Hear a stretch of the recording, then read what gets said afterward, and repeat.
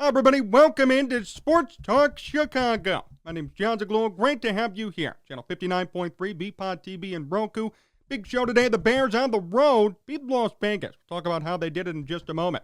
Before we get started, make sure you follow me on Twitter and Instagram at Jon Z Sports, Facebook Jon Zaghloul. If you want to watch more of this show, special clips and interviews, all you have to do is search up Sports Talk Chicago on YouTube or go to sportstalkchicago.com. And if you want to watch other shows from the BPOD TV network, search up VPOD TV on YouTube. I want to start today with this. Sometimes it's the things you don't do that win you football games. You don't always need 400 passing yards, 5 touchdowns, and a perfect passer rating to win an NFL game. It'd be nice, and in this quarterback-driven league, it could be needed at some points, but it's not always necessary. You could lean back on franchise hallmarks. You could play old ground-and-pound football and still pull off big wins. You could turn back to your franchise hallmarks after years of abandoning them and decide, hey, this worked before, it'll work again. That's what the Bears did on Sunday. Finally, we've talked about this all season. The Bears need to run the football. That's their franchise hallmark. That's what they're known for, running and defense. Not going to help you when David Montgomery, at the time, was getting 15 carries a game. When he went down, I was very worried, very concerned. Oh, and Matt Nagy didn't even use Montgomery. What is he going to do? Switch up his game plan and run the ball more with a couple of random running backs whom the Bears just got? It was a cause for concern, but sure enough, yesterday, all about the run game. The run game and the defense actually won the entire game for the Bears. Justin Fields didn't do anything. We'll talk about why that's actually a good thing in just a second. But Justin Fields didn't do much, didn't need to do much, and they won the football game. That's all that matters. Khalil Herbert, 18 carries, 75 yards. Damian Williams, 16 for 64. That's how you win. That's NFL football. May not be popular, may not be pretty, may not be highlight reel worthy, but it wins you games. At the end of the day, what's the NFL all about? Just win on Sunday. That's it. Any given Sunday.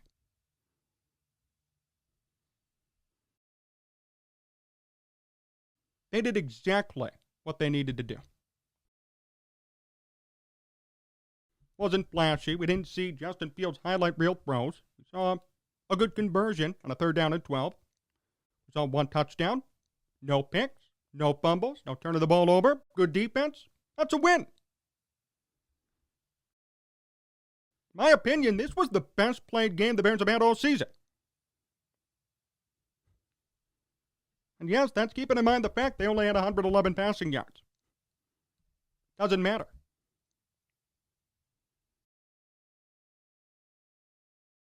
You know, Mitch Trubisky's rookie year, 2017, they won a game when he threw the ball 8 times, and they won.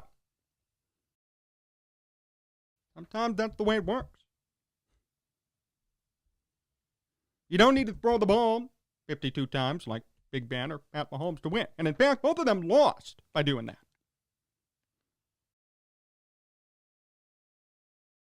And hey, Andy Dalton even came in when Fields was beat up and converted a 3rd down. One of 1 8-yard right off the bench. Great. All around, it was a great team win. I love the defense, too. This Raiders team is no slouch. Just to let you know, Derek Carr entered the game top 5 in passing yards in the NFL. Waller, obviously, his top target. The Bears limited both of them. Severely limited both of them. Carr had no passing touchdowns and a pick. Waller only had 45 yards. And their run game was stagnant, by the way, and that shocked me. Josh Jacobs and Kenyon Drake combined for 59 yards on the ground. That's unheard of. Remember 2 years ago, London, Josh Jacobs had 2 touchdowns, 120 yards. This time around, he could barely get 50.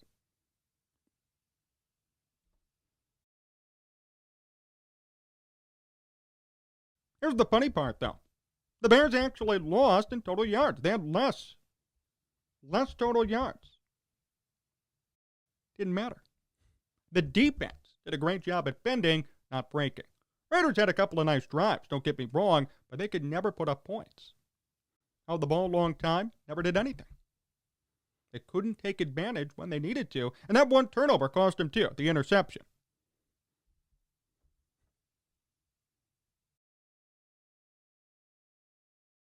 It wasn't a dominant game, but it was a well-fought win. It wasn't dominant. This was an 11-point game, and it was a one-possession game in the fourth quarter. The Bears didn't go in there and blow them out and win 42-0. But they found ways, especially defensively, to stifle whatever Las Vegas threw their way. I want to say this about Justin Fields. Numerically, it was not the best or greatest or most magnificent performance. What did I say to open up? Sometimes it's the things you don't do that win you football games. Justin Fields held on to the football, did not turn it over. No picks, no putting himself in trouble. He got beat up. That's not his fault. We talked about the O-line all year. Did not fumble the ball. He protected the ball to his credit. Made plays when needed, when he was called upon. When he wasn't, got out of the way. That's great. As a rookie quarterback, being a game manager is not the worst thing in the world. The Bears are not asking him to be Patrick Mahomes, nor should he be asked to be Patrick Mahomes yet. Rookie. And he has a good enough defense and a good enough run game around him to pick up the slack.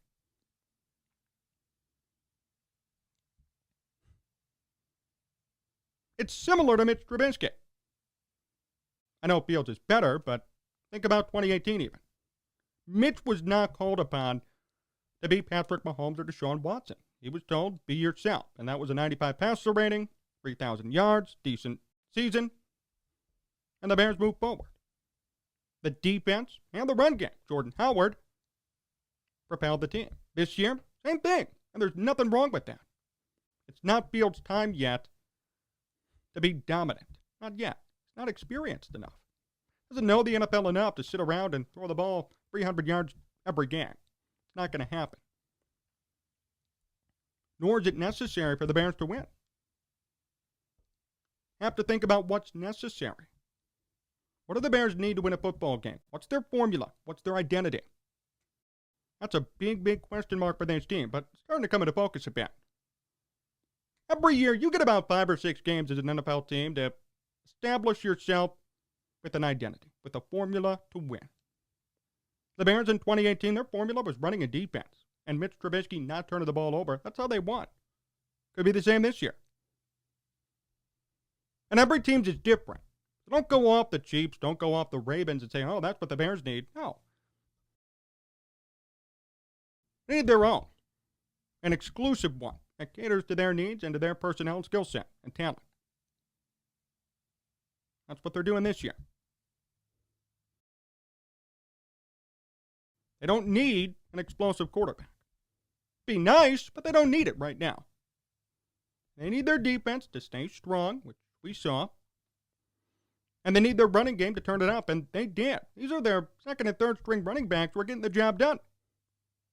Now, Khalil Herbert was on the practice squad at the beginning of the year because they thought Tariq Cohen would be back. Oh, you what? Cohen's going to have to really fight for carries when he returns. I don't see any scenario which it makes sense to bench Herbert for Cohen right now. I'm not a big believer in losing jobs because of injuries, but Herbert's playing well enough to stay on this team, plain and simple. 4.2 yards per carry, 75 yards. I'll take that all day. And Williams, too, 4 yards a carry.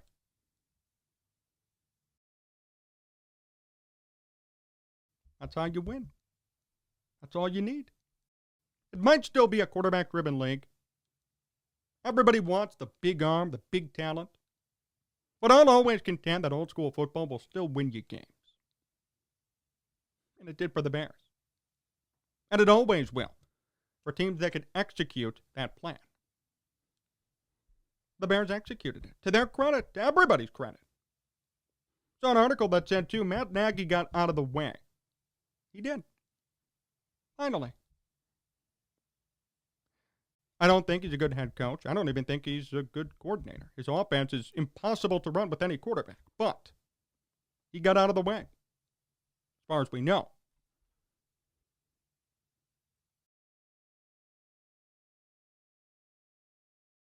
He let the Bears play football.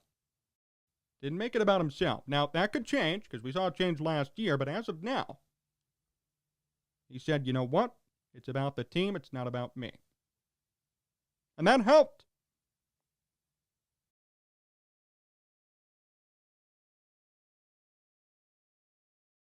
The Bears today would make the playoffs, believe it or not. I thought they were going 6-11.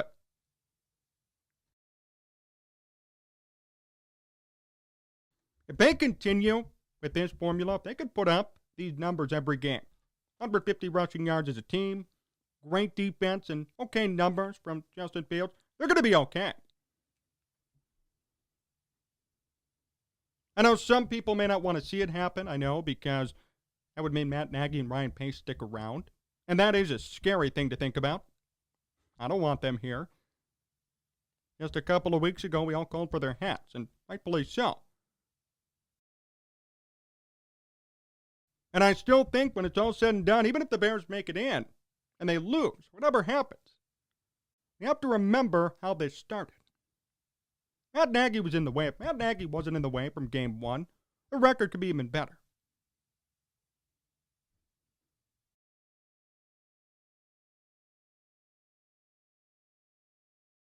Hope everybody remembers that. I'm happy to see him win. I'm happy to see everybody come together. Even Justin Fields to develop like he has is good to see. But I do caution you to remember how this all started. Don't forget about it if the Bears make the playoffs or if they start to win many games.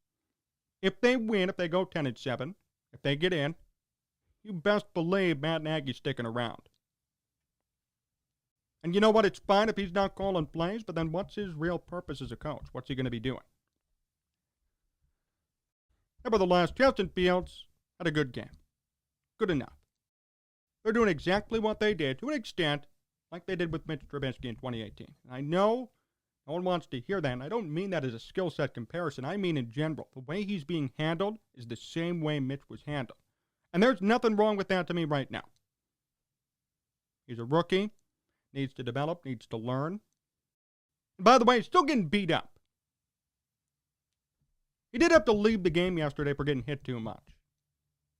And this line better protect him. You know, I heard somebody say, oh, the O-line did a great game. The running game was there. Well, did you see how much Fields got hit? How could you say the O-line did a great game?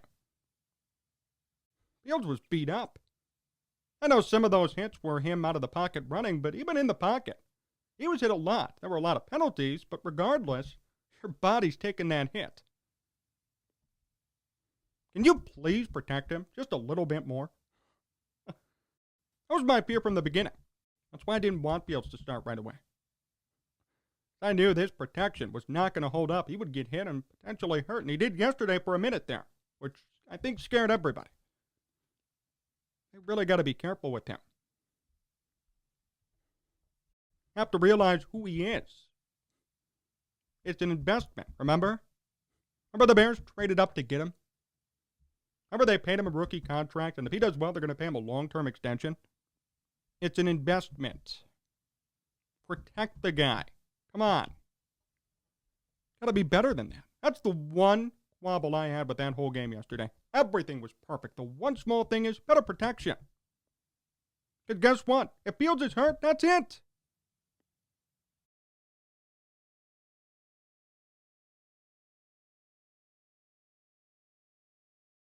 I get it. Only 12 of 20, 111 yards, 1 touchdown. But you know what? He didn't turn the ball over.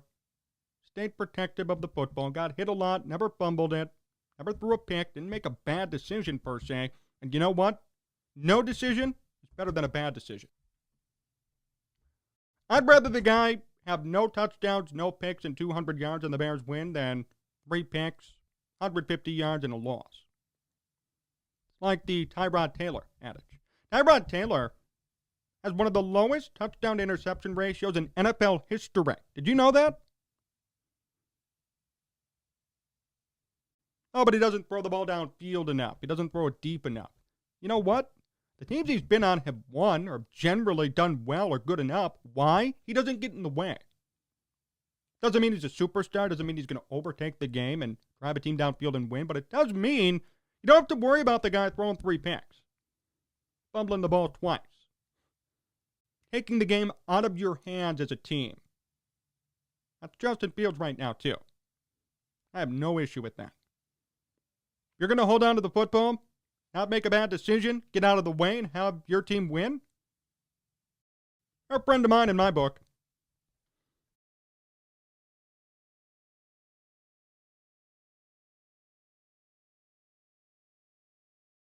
So, that was a well-played game. I'm really happy to see it. I am. I mean, the question is, as we will look at every week, what does that mean for Matt Nagy and Ryan Pace? How's Justin Fields progressing? And believe it or not, is this team a playoff team? I'm not ready to say that yet. This schedule is going to be a gauntlet. Not easy, and it's not over. Beating the Raiders is an upset, don't get me wrong, but don't think that, all of a sudden now all these games are winnable. It's going to be tough. That said, if they play like this all the time, who knows what could happen? As it stands right now, it looks like the 6th seed in the NFC is going to be up for grabs again because the Bears are 3-2 and they have it today. Everybody else 4-1, 5-0, everyone, the top 5 are all set. It's going to be that 6th seed in the wild card that I think is going to be up for grabs. The Bears go 10-7. If anybody goes 10-7, I do believe they're going to take that spot. Well, if the Bears could play just a couple of games above 500, they might actually sneak in. Now, they get in, I don't expect anything in the playoffs. But for Justin Fields as a rookie to get in, if he could just play like this or even make more of an impact late in the season, there's nothing wrong with that, and that'll be good for him to build off of come next year. The Bears did what they needed to do on Sunday. It wasn't flashy. It wasn't 2021 NFL football. It was their franchise norm. Run the ball, play good defense, take care of the football. And they won. We all know what their identity is. We all know what their formula to win is. The question is, can they stick to that moving forward? If they do, they might actually be a playoff team. If they don't, well, expect more of what we saw through the first couple of weeks. Thank you for watching here today on BPOD TV, channel 59.3 in Roku. Big interviews coming up this week. Casey Johnson of NBC Sports Chicago and Scott Kaplan of the Mightier 1090, ESPN Los Angeles, and Sided.com. Thank you for watching today's show. So long, and we'll see you tomorrow for some more great content.